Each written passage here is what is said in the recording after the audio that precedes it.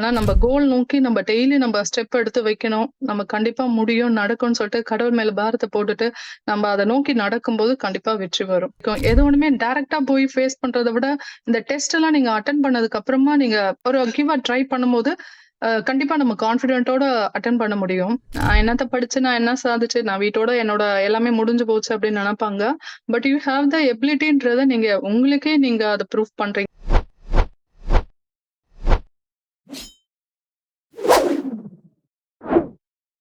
என்னோட நேம் ஷைலா தேவி. நான் அந்த UGC NET டிசம்பர் 2023ல நான் கிளியர் பண்ணியிருக்கேன். In this time, I would like to thank Almighty God. Without His grace, I couldn't clear this exam. Moreover, என்னோட husband ரொம்ப supportive, mister Chandravel Rajan, and my children Aditya and Raksha. They were very supportive to clear this exam. And I would like to thank Professor Academy for this opportunity. அவங்களுடைய ஒரு motivation, ஒரு நல்ல ஒரு coaching, இதனால என்னால exam clear பண்ண முடிஞ்சது. நான் this is my third attempt. First அட்டெம்ப்ட்ல என்ன எழுதுறோம் அப்படின்றது தெரியாம just I tried that exam. அது ஒரு 86% அந்த மாதிரி பெர்சன்டைல் வந்துச்சு. என்னோட அந்த சக்சஸ்க்கும் அந்த பெர்சன்டைலுக்கும் ஒரு கிட்டத்தட்ட ஒரு 6 மார்க்ஸ் டிஃபரெண்ட் வந்துச்சு. அதுக்கப்புறம் செகண்ட் அட்டெம்ப்ட் பண்ணும்போது I just like fed up. இது என்ன எக்ஸாம் எழுதுறதுன்னு சொல்லிட்டு தான் செகண்ட் ட்ரை பண்ணோம். அதுவும் அதை விட கொஞ்சம் மார்க் கொஞ்சம் லோவாச்சு. This is my third attempt. இந்த அட்டெம்ப்டும் போது எனக்கு ஒரு ஸ்ட்ராட்டஜி எப்படி கிளியர் பண்ணணும், இதை சின்சியரா பண்ணி நம்ம பாஸ் பண்ணணும் அப்படின்னு சொல்லிட்டு ட்ரை பண்ணேன். ப்ரொஃபஸர் அகாடமில நான் ஃபர்ஸ்ட் பேப்பர் 1க்கு புக்ஸ் வாங்கியிருந்தேன். அதுக்கு முன்னாடி வாங்கியிருந்தேன். பேப்பர் 2க்கு வந்து it's really wonderful thing to have such a nice faculties. Mister Sureshkumar sir, Kalai madam, அப்புறம் ஷாலினி மேடம், இவங்களாம் ரொம்ப நல்ல கிளாஸஸ், ஒரு வெரி இன்ட்ரெஸ்டிங் அண்ட் கைடன்ஸ் ரொம்ப நல்லா இருந்தது. நான் இந்த எக்ஸாமுக்காக வந்து கிட்டத்தட்ட ஒரு ஹார்ட் ஒர்க் நம்ம பண்ணாம எந்த ஒரு விஷயத்தையும் நம்மளால சாதிக்க முடியாது. We have to set some goal. நம்ம இத ஒரு கோல் அச்சீவ் பண்ணணும் அப்படின்ற போது daily we have to take some steps to ahead that. அதை நோக்கி போகணும். முதல்ல நம்ம ஒரு சரியான ஒரு ஸ்ட்ராட்டஜி ஃபார்ம் பண்ணணும். அது தெரியாம தான் நான் 2 முறை என்னால அதை கிளியர் பண்ண முடியல. நமக்கு இருக்கிற அந்த ஒரு 10 யூனிட்ஸ் இருக்குனாக்கா, அவங்க நல்லா சொன்னாங்க, நீங்க 5 யூனிட்ஸ் தரவு பண்ணிருங்க. மிச்சம் இருக்கிற அந்த 5 யூனிட்ஸ்ல 3 யூனிட்ஸ் மாடரேட் ஆகும். செகண்ட், ஏன்னா எல்லாமே உங்களால படிச்சு உங்களால கிளியர் பண்ண முடியாது. ஏன்னா because time is very limited. நான் வந்து ஆகஸ்ட்ல தான் ஜாயின் பண்ணேன். எனக்கு இருந்தது ஒரு 4 மந்த்ஸ் டைம். அப்ப வந்து நிறைய போர்ஷன்ஸ் இருக்கிற மாதிரி, அதுக்கு முன்னாடி கூட எனக்கு அவ்வளவு பயம் இல்ல. ஒன்ஸ் நான் அதை படிக்க ஆரம்பிச்சதுக்கு அப்புறம் தான் இது நிறைய இருக்கு, இன்னும் நான் தெரிஞ்சுக்க வேண்டியது நிறைய விஷயம் இருக்குன்றது பார்க்க கொஞ்சம் பயமாயிருச்சு. எப்படி கிளியர் பண்ண போறேன் என்னன்னு தெரியலன்னு ரொம்ப பயந்துட்டு தான் இருந்தேன். அதுக்கப்புறம் வந்து anyhow this is my goal. அதை நான் செஞ்சுதான் ஆகணும். ஐ டுக் த ரெஸ்பான்சிபிலிட்டி. அதுக்காக டெய்லி டைம்ஸ் வந்து அலோகேட் பண்ணிக்கிட்டேன். அந்த என்னோட ஃப்ரீ டைம் எல்லாம் நான் என்னோட பிராக்டிஸ் டைமா தான் மாறிச்சு. லாஸ்ட் 1 மந்த் இருக்கும்போது கூட நம்ம அகாடமி டைரக்டர் சார் வந்து ஒரு கிளாஸ் எடுக்கும்போது சொன்னாங்க, 1 மந்த்ல கூட சில பேர் பாஸ் பண்ண முடியும், நிறைய பேர் பண்ணிருக்காங்க. நீங்க எல்லாருமே வந்து அந்த மாதிரி ஒரு அச்சீவர்ஸா நீங்களே சக்சஸ் கொடுப்பீங்க அப்படின்னு சொன்னாரு. That gave a good energy.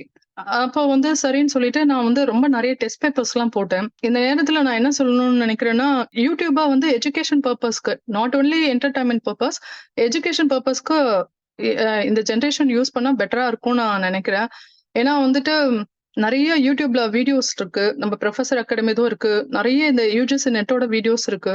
நமக்கு எந்த டாபிக் தெரியலையோ அதை போட்டு பார்த்து அதுக்காக ப்ரிப்பேர் பண்ணலாம். நிறைய டெஸ்ட் எல்லாம் அட்டென்ட் பண்ணலாம். மார்க் டெஸ்ட் எவ்வளவுக்கு எவ்வளவு நம்ம டெஸ்ட் பண்றோமோ, நம்மளுடைய ஸ்ட்ரென்த், வீக்னஸ், எந்த டாபிக்ல நம்ம எவ்வளவு ஸ்ட்ரென்த்தா இருக்கும், எவ்வளவு வீக்கா இருக்கும்ன்ற அனலைஸ் நமக்கு கிடைக்கும். டைம் மேனேஜ்மெண்ட் நம்மளால பண்ண முடியும். நமக்கு ஒரு கான்ஃபிடென்ட் கிடைக்கும். எது ஒண்ணுமே டைரக்டா போய் ஃபேஸ் பண்றதை விட இந்த டெஸ்ட் எல்லாம் நீங்க அட்டென்ட் பண்ணதுக்கு அப்புறமா நீங்க ஒரு கிவ் ட்ரை பண்ணும்போது கண்டிப்பா நம்ம கான்ஃபிடென்ட்டோட அட்டென்ட் பண்ண முடியும். நான் நிறைய டெஸ்ட் எல்லாம் எப்ப பார்த்தாலும் டெஸ்ட் பேப்பர் பண்ணிக்கிட்டே இருப்பேன்.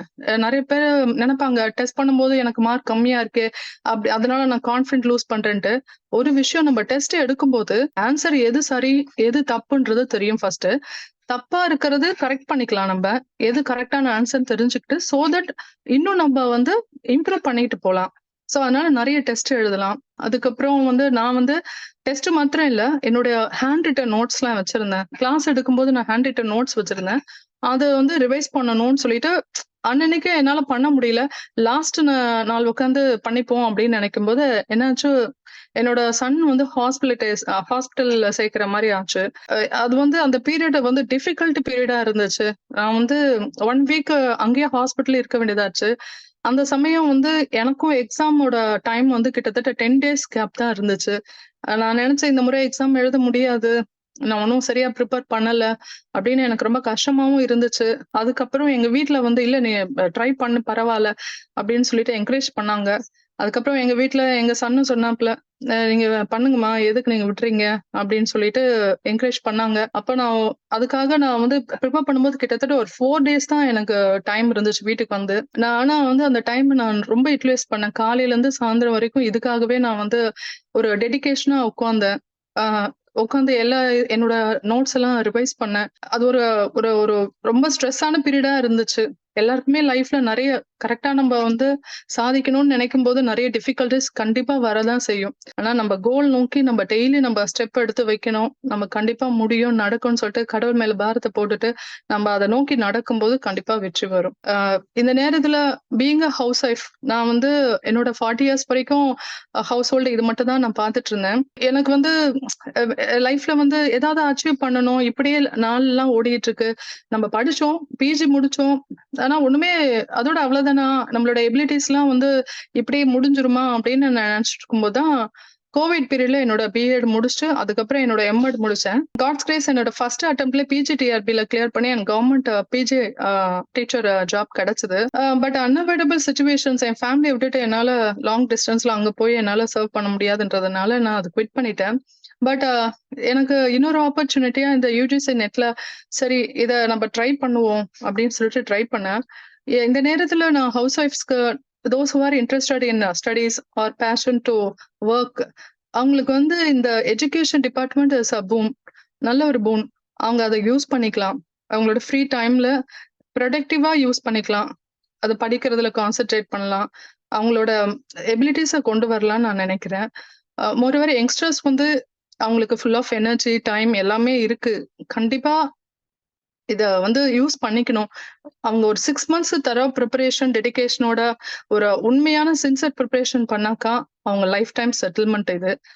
ஸோ யங்ஸ்டர்ஸ் வந்து இத கண்டிப்பா இப்போ பிஜி முடிக்கிறவங்களா இருக்கட்டும், ரீசென்ட்டா முடிச்சவங்க எல்லாருமே இத யூஸ் பண்ணிக்கலாம்.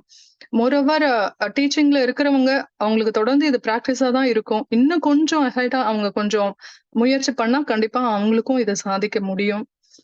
சில பேர் ரொம்ப நெறைய முறை ட்ரை பண்ணியிருப்பாங்க. கிடைக்காம போயிருக்கும். மனசு விட்டுறாதீங்க. நம்ம வந்து கிட்ட நெருங்கி இருப்போம். ஆனா நெருங்க முடியாம இருக்கிற அளவுக்கு கொஞ்சம் டிஸ்டன்ஸ் தான் இருக்கும். அதனால இன்னும் கொஞ்சம் முயற்சி பண்ணுவோம். இன்னும் கொஞ்சம் டெடிகேஷன், இன்னும் கொஞ்சம் ஹார்ட் ஒர்க். அட்லாஸ்ட் நம்ம அத ரீச் பண்ணிருவோம். அதனால சோர்ந்து போயிறாதீங்க. கண்டிப்பா முயற்சி பண்ணுங்க. இன்னும் சிலபஸ் மாறுது, நெகட்டிவ் மார்க்கிங் எத பத்தியும் நீங்க நினைக்காதீங்க. இந்த எக்ஸாம் எழுதும்போது எனக்கு ரொம்ப டிஃபிகல்டி இருந்துச்சு எக்ஸாம் டைம் அப்ப. ஏன்னா, அந்த ஸ்க்ராலிங் ப்ராப்ளம் இருந்துச்சு. அ நம்ப யூசுவலா நான் 2 முறை இந்த எக்ஸாம் எழுதும்போது இந்த ப்ராப்ளம் இல்ல. சிஸ்டம்ல வந்து 2 பார்ட்டா பிரிச்சு, அத வந்து ஷார்ட்டா குடுத்திருந்தாங்க. ரீடிங் காம்ப்ரிஹென்ஷன்லாம் மத்த கொஸ்டின் கூட ஈஸியா அட்டெண்ட் பண்ண முடிஞ்சுச்சு. ரீடிங் காம்ப்ரிஹென்ஷனும், டேட்டா இன்டர்பிரிட்டேஷனும் வந்து ஃபுல் ஸ்க்ரீன் இல்லாம, அது ஒரு குவார்ட்டர் சைஸோட ஸ்க்ரீனு. அதுக்கப்புறம் கொஸ்டினுக்கு ஒரு குவார்ட்டர் சைஸ். அதுக்கப்புறம் அந்த ஆன்சர் பண்றது கீபேட் வேற இருந்துச்சு. அது ரொம்ப டஃப்பா இருந்துச்சு. ஒவ்வொரு முறையும் மேல அப் அண்ட் டவுன் அந்த ஸ்க்ராலிங் பண்ணி சைட்ல இழுத்து இழுத்து படிக்கும்போது, எனக்கு அதுல தான் ஒரு 1/2 அன் ஹவர் டைம் வந்து ரொம்ப அ கன்சியூம் ஆயிருச்சு. அதுக்கப்புறமா நான் டைம் பார்க்கும்போது கிட்டத்தட்ட ஒரு ஒரு 30 மினிட்ஸ் இருக்கும்போது 90 கொஸ்டின்ஸ் எனக்கு ஆன்சர் பண்ணாம இருந்தது.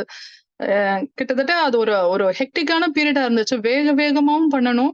அதே நேரத்துல கரெக்ட் ஆன்ஸரும் பண்ணணும்னு பண்ணிட்டே இருக்கும்போது, 8 கொஸ்டின்ஸ் இன்னும் பேலன்ஸ் இருக்கும்போது எனக்கு டைம் ஓவர் முடிஞ்சுச்சு. உண்மையா பார்க்க போனா, நான் 150 கொஸ்டின்ஸ்க்கு இந்த மார்க் எடுக்கல. 142 கொஸ்டின்ஸ்க்கு அட்டெண்ட் பண்ணி தான் இத கிளியர் பண்ணியிருக்கேன். அது எனக்கு ஆரம்பத்துல ரொம்ப கஷ்டமா இருந்துச்சு. என்னது இது 8 கொஸ்டின்லாம் விட்டுட்டோம். என்ன செய்ய போறோம் அப்படின்லாம் நான் ஃபீல் பண்ணேன். அது ஒரு டிஃபிகல்டி இருந்துச்சு. அந்த நேரத்துல அதான் நான் சொன்ன மாரி நம்ம வீட்ல இருக்கிறவங்களோட ஹெல்த்தோ, ஏதாவது ஒரு இந்த மாரி ஒரு கன்டிஜென்சி ஆகும்போது நமக்கு ரொம்ப கஷ்டமா இருக்கும். நம்மளோட டைவர்ஷன்ஸ் ரொம்ப இருக்கும். அவங்கள பார்க்கிறதா, நம்ம படிக்கிறதான்னு சொல்லிட்டு. அந்த நேரத்துல நம்ம வந்து ஹோப் ஃபார் பாசிட்டிவ் எல்லாம் கடவுள் பார்த்துப்பாருன்னு சொல்லிட்டு நம்மளுடைய முயற்சியும் பண்ணணும். நிறைய பேர் எப்படி டைம் யூஸ் பண்றதுன்னு சொல்லிட்டு தெரியாம இருக்கலாம். ஹவுஸ் ஒய்ஃப்ஸ் வந்து நிறைய வேலை இருந்துகிட்டே தான் இருக்கும். உங்க வேலையை முடிச்சுட்டு இது வந்து நம்மளுடைய ஃப்ரீ டைம்ல தான் இதை நம்ம படிக்க முடியும். நமக்குன்னு ஒரு ஃப்ரீ டைம் அமைச்சுக்கணும். அந்த ஃப்ரீ டைம் நம்ம ஒரு டிவி சீரியல்ஸோ இல்ல சாட்டிங்கோ அந்த மாதிரி டைம் ஸ்பெண்ட் பண்ணலாம். பட் நமக்கு ஒரு கோல் இருக்குன்னு போது நம்ம அதை எல்லாத்தையும் அவாய்ட் பண்ணிட்டு நம்ம சின்சியரா நம்ம அந்த கோல் நோக்கி நம்ம படிக்கணும். அது கொஞ்சம் கஷ்டமா தான் இருக்கும். நிறையவே கஷ்டமா இருக்கும். அந்த ஹவுஸ் ஒய்ஃப்ஸ்க்குலாம் நமக்கு டச் விட்டு ரொம்ப நாள் ஆயிருக்கும். சப்ஜெக்ட் நாலேஜ் ஆகட்டும், நம்ம நம்மளோட மைண்டை கண்ட்ரோல் பண்ணி டைவர்ஷன் இல்லாம உட்காந்து அதை கான்சென்ட்ரேட் பண்ணி படிக்கிறது ரொம்ப டஃபா தான் இருக்கும். ஆனாலும் நமக்கு முன்னாடி நம்ம ஒரு ஐடென்டிட்டி கிரியேட் பண்ண நான் எனக்கும் வந்து முடியும், என்னாலேயும் சாதிக்க முடியும் அப்படின்னு சொல்லிட்டு நீங்க ப்ரூஃப் பண்றீங்க. உங்களுக்கு ப்ரூஃப் பண்றீங்க. உங்களை சுத்தி இருக்கவங்களுக்கு நீங்க ப்ரூஃப் பண்றீங்க. நான் ஒன்னும் வேஸ்ட் இல்ல. யூசுவலா ஹவுஸ் ஒய்ஃப் அப்படிதான் நினைப்பாங்க. நான் என்னத்த படிச்சு நான் என்ன சாதிச்சு நான் வீட்டோட என்னோட எல்லாமே முடிஞ்சு போச்சு அப்படின்னு நினைப்பாங்க. பட் யூ ஹேவ் த எபிலிட்டின்றத நீங்க உங்களுக்கே நீங்க அதை ப்ரூஃப் பண்றீங்க. ஸோ கிவ் அ ட்ரை பண்ணி பாருங்க. முயற்சி இகழ்ச்சி தராது. முயற்சி உடையார் இகழ்ச்சி அடையார். சின்சியர் ப்ரிப்பரேஷனுக்கு எல்லாத்துலயும் நம்ம சின்சியரா இருக்கும்போது அது மாறும். நம்மள நாமே ஏமாத்த முடியாது, ஏமாத்தவும் கூடாது. இன்னைக்கு நான் வந்து இதை படிச்சேன், இன்னைக்கு இந்த யூனிட்ஸ் எடுத்தேன் அப்படின் போது அதுல எந்த அளவுக்கு நான் வந்து உண்மையா அதை படிக்கிறேன், எந்த அளவுக்கு நான் நாலேஜ் கெயின் பண்றேன். எல்லா சோர்ஸையும் நம்ம யூஸ் பண்ணலாம். புக்ஸ், யூடியூப், நம்ம கோச்சிங் கிளாஸ் எல்லாத்தோட சோர்ஸ்ல இருந்து நாலேஜை கெயின் பண்ணிட்டு அது அந்த ரிவைஸ் பண்ணி நம்ம யூஸ் பண்ணோம்னாக்கா வெற்றி கிடைக்கும். ஒன்ஸ் நம்ம சாதிக்கும் போது நம்ம கண்ணு முன்னாடி நமக்கு அந்த வெற்றி அதை அச்சீவ் பண்ணிட்டோம் அப்படின்ற அந்த சந்தோஷத்தை நம்ம அடிக்கடி நம்ம நினைச்சு பார்க்கணும். நம்ம இப்ப இதை முடிச்சதுக்கு அப்புறம் நம்ம கிட்ட எல்லாரும் கேட்பாங்கல்ல, நீங்க எப்படி இதை படிச்சீங்க, இதை எப்படி முடிச்சீங்க அப்படின்னு கேட்பாங்கல்ல. அதை நீங்க நினைக்கும் போதே ஆட்டோமேட்டிக்கா will get some kind of energy. கண்டிப்பா நம்ம சாதிக்கணும். சரி, எல்லாருக்கும் இது வர்றதுதான். எல்லா டிஃபிகல்டிஸும் எல்லாருக்குமே வர்றதுதான். எல்லாமே நமக்கும் அப்படிதான் இருக்கு. எல்லாமே இதுவும் கடந்து போகும்னு சொல்லிட்டு நம்மளுடைய எந்த கோல் நம்ம எடுத்தோமோ அதுக்கு நம்ம தான் ரெஸ்பான்சிபிள். நம்ம தான் அதை எடுத்திருக்கோம். அதுல நான் என்னுடைய வெற்றியை நான் காமிக்கணும். நான் தோத்து போனவளா, இது முடிஞ்சிருச்சு அவ்வளவுதான் சொல்லிட்டு ரிட்டர்ன் வராம அதை முடிச்சுட்டு அதுக்கப்புறம் அதுல வெற்றியோட நம்ம வரணும்ன்றது நம்ம டிட்டர்மைன் பண்ணிக்கணும். அது இருக்கும்போது ஆட்டோமேட்டிக்கா நம்ம எந்த சூழ்நிலையா இருந்தாலும் அதை நம்ம ஓவர் கம் பண்ணி வரலாம். பேப்பர் 1ல வந்து சில டாபிக்ஸ் உங்களுக்கு வந்து சில யூனிட்ஸ் மட்டும் வந்து கொஞ்சம் டஃபரா ஃபீல் பண்ணலாம். சம் டேட்டா இன்டர்பிரேஷன் ஆகட்டும், ஹையர் எஜுகேஷன் ஏதாவது சம்திங் நம்ம வந்து ஹார்டா ஃபீல் பண்ணலாம். அதை தாண்டி ஈஸியா இருக்கிறதும் இருக்கு. Teaching aptitude, research aptitude, logical அதெல்லாம் வந்து ஈஸியான ஒரு பார்ட். நம்ம ஈஸியா இருக்க பார்ட் அது நல்லா தரவு பண்ணிடணும். அந்த 10 யூனிட்ஸ்ல ஒரு 5 யூனிட்ஸ் எதுலாம் நம்ம கொஞ்சம் ஈஸியா ஃபீல் பண்றோம், இல்ல இன்ட்ரெஸ்டா இருக்கோ அத 5 யூனிட்ஸ ஒரு ஒரு 5 யூனிட்ஸ் நல்லா தரவு பண்ணிட்டு, எது வரலையோ அத வந்து அது ஒரு புரிதல் நமக்கு வந்துருச்சுன்னா, அது நமக்கு கஷ்டமா தெரியாது. அதுல என்ன சொல்றாங்க, அது என்ன அப்படின்ட்டு அது கூட நம்ம டைம் ஸ்பெண்ட் பண்ணி உட்காரும்போது, ஓரளவுக்கு நமக்கு புரியும். மத்த 5 யூனிட்ஸையும் நம்ம வந்து ஒரு மாடரேட்டான அளவுக்காவது படிச்சுட்டோம்னாக்கா, ஓரளவுக்கு நம்ம வந்து கெஸ் பண்ணியாவது இதுக்கு இதுவா இருக்கும் அப்படின்னு கெஸ் பண்ணியாவது ஆன்சர் பண்ணுவோம். அப்ப வந்து கொஞ்சம் ஈஸியா இருக்கும். பேப்பர் 2ல வாஸ்ட் சப்ஜெக்ட்ஸ் ஐ மீன் போர்ஷன் வந்து வாஸ்ட்டா இருக்கும். நம்ம எல்லாமே படிக்கணும். இது இது என்னோட பெரிய டிராபேக். ஏன்னா எல்லாத்துலயும் ஃபர்ஸ்ட் மார்க் வரணும். நம்ப இதுல நான் அந்த மாரி ஆட்டிட்யூடோட தான் நான் இருந்தேன். இதுல ஃபர்ஸ்ட் வர மாரி, இதுல எல்லாத்துலயும் 100 வர மாரி நம்மளோட ஸ்கூலிஷ் அந்த ஒரு மென்டாலிட்டில தான் இருந்தேன். பட் அகாடமில சொன்னாங்க, "இது நீங்க வந்து குவாலிஃபையிங் எக்ஸாம் இது. நீங்க ஃபர்ஸ்ட் வர்றது அத பத்திலாம் நீங்க யோசிக்காதீங்கன்னு" சொல்லும்போது தான் எனக்கு ஒரு ஐ ஓப்பனிங்கா இருந்துச்சு. ஆமால்ல, இது இதுக்காக நம்ம எவ்வளவு ஸ்ட்ரெஸ் பண்ணிக்கிட்டு இருக்கோம் அப்படின்ட்டு. ஸோ 5 யூனிட் தரோவா எதெல்லாம் தியரி உங்களுக்கு பிடிக்கும்னா தியரி, இல்ல உங்களுக்கு ப்ராப்ளம்ஸ் போட்டு பார்க்கறது பிடிக்கணுமா, அந்த மாரி ஒரு 5 யூனிட்ட நல்ல ஃபுல் தரோவ் அந்த மாரி அதுக்கு டைம் ஸ்பெண்ட் பண்ணுங்க. மிச்சம் இருக்கிறது வந்து ஒரு 3 யூனிட். அதுல மாடரேட்டா இப்ப 5 கொஸ்டின்ஸ்க்கு ஒரு 3 கொஸ்டின்ஸ் உங்களால ஆன்சர் பண்ண முடியற அளவுக்கு நீங்க நல்லா தரவு பண்ணிக்கங்க. மிச்சம் 2 கூட நீங்க லீவ் அவுட் பண்ணலாம். அதுல அதாவது ஒரு கெஸ்ஸிங் ஒர்க் மாரி கூட பண்ணலாம். மத்தபடிக்கு எதையுமே அப்படியே அப்ரப்ட்டா விட்டுறதும் வேண்டாம். எல்லாத்தையும் ஒரே நேரத்துல போட்டு நம்ம வந்து அத ஒண்ணுமே செய்ய முடியாது. டைம் தான் எனர்ஜி நம்மளோட ஸ்ட்ரெஸ் லெவல் தான் வந்து ரொம்ப ஜாஸ்தியாயிரும். டைம், எனர்ஜி தான் வேஸ்ட் ஆகும். ஸோ அதனால ஒரு ஸ்ட்ராட்டஜிக்கல் ப்ரிப்பரேஷன் இருக்கணும். இந்த இப்ப வர எக்ஸாம்க்கு வந்து ப்ரிப்பேர் பண்றவங்க இன்னும் ஒரு 2, 3 மார்க்ல போனவங்க அந்த மாரி வருத்தப்படாதீங்க. நீங்க உங்களோட முயற்சிலாம் வந்து ஒரு கிட்ட நெருங்கிடுச்சு. இன்னும் கொஞ்சம் ஒரு 10%ஓ இல்ல 20%ஓ போடும்போது கண்டிப்பா ரீச் ஆக முடியும். உங்களோட பிரிப்பரேஷன் சின்சியரா பண்ணுங்க. டெடிகேஷனா ஏன்னா யூ ஆர் ரெஸ்பான்சிபிள். எத்தன பேர் இருந்தாலும், எத்தன புக்ஸோ, எத்தன கைடன்ஸோ, எத்தன இருந்தாலும் அட் லாஸ்ட் நம்ம ஒர்க் தான் அங்க நிக்கும். ஆனா சின்சியர் பிரிப்பரேஷன் நம்ம பண்ணோம்னா கண்டிப்பா வெற்றி கிடைக்கலாம். Thank you for this opportunity.